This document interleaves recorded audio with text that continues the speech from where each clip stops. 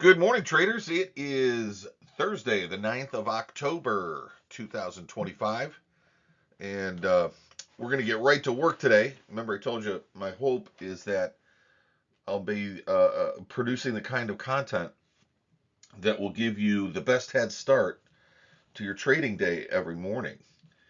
And we're focusing on the psychology behind how trading works, and that can go in a lot of different directions. And I'm interested in hearing back from my listeners that I have at this point to see if there's particular kind of content regarding trading psychology that you'd be interested in. So, in the interest of helping you get more of what you want, just drop me a line and let me know what might be of better interest to you or additional interest to you, and we'll go from there. See if we can work that in. So, getting us started for today's quote, for today's trader's daily discipline. Let's get started. Okay, a lot of people mistake a short memory for a clear conscience. That's from Doug Larson. For those of you that aren't familiar with Doug, he was a Midwestern guy. I actually read his column once. It's called Doug's Dugout, and it was in the Green Bay paper, Wisconsin. It was syndicated, and he passed away here recently. But he was an author, a newspaper reporter, that kind of thing, and he wrote on life, basically. And I thought this quote was a great introduction to the concept that I wanted to discuss with you briefly today, which is the idea of following through and then forgetting all about it. Now, what happens a lot of times when we trade is that we will put positions on according to our rule set, and those traders will either play or not play. They'll do what they do, and then we'll take them off, and then that's over, and that's done. But do we go back and look at those trades and ask ourselves a more important question? This trade made money, but did I follow the rules when I did this trade all the way? In other words, sometimes we have a problem with our methodology, and we don't know we have that problem until later when it shows up, because we could have solved that problem before if we would have taken a look at it, the possibility that we had the problem and didn't know it. In other words, just because you didn't blow yourself up today doesn't mean you don't have the behavior that leads to a blow up. And just because you made money today doesn't mean that that behavior is something you can duplicate in the future. Maybe you just got lucky and confused that with having true skill.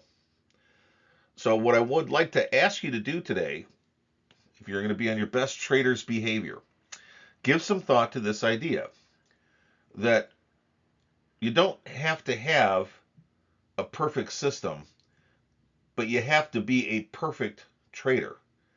You have to assume that you don't have it all together. You have to assume that some point you're going to just get lucky and thought you knew what you were doing. That's a good thing because your account balance goes up, but it's also a bad thing because if you don't confront that potentially bad idea that you just got paid for, you're going to think you know what you're doing, and you're going to hand yourself a pretty hefty loss at some point. I'll give you an example what's real common for people to do, and you probably experienced this at one point or another, is they'll put a trade on, it'll start to lose money, and then as it's losing, it reaches the quote next support or resistance level, but it hasn't hit their stop. So the trader will double up on it right there. And then the market comes roaring back, and eventually the first position would have made money, but now he's got two on, so he's made more than twice as much as he thought he would make on the original trade because he took a risk to double up on a loser.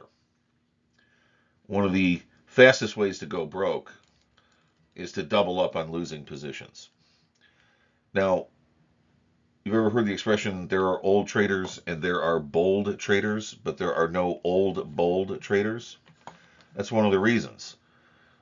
A successful trader will not add to a losing position. He won't do it because he already knows that if the losing position is on, he may not be right on his market view.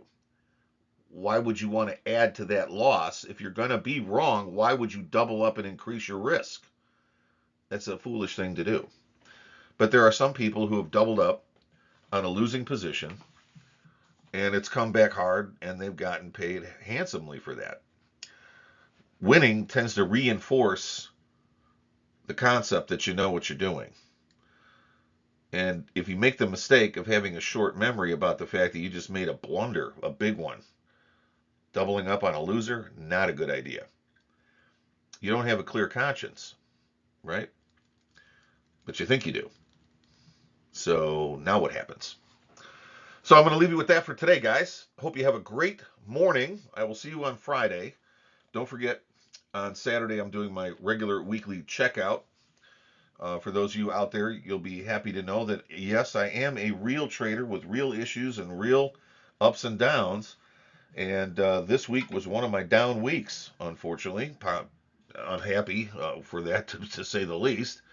But it's not over yet, and I think I've got some winners on now that might pull out the week to a scratch week. So scratch week better than a losing week. So let's all stay on pins and needles until Saturday morning when we find out the remaining trades work or not. In your case, I hope you have nothing but full upside all the way, and this is one of your best weeks ever. So stay sharp. Remember to think through what you're really doing, and don't mistake that short memory for a clear conscience. Guys, have a great morning. I'll see you on Friday. Bye.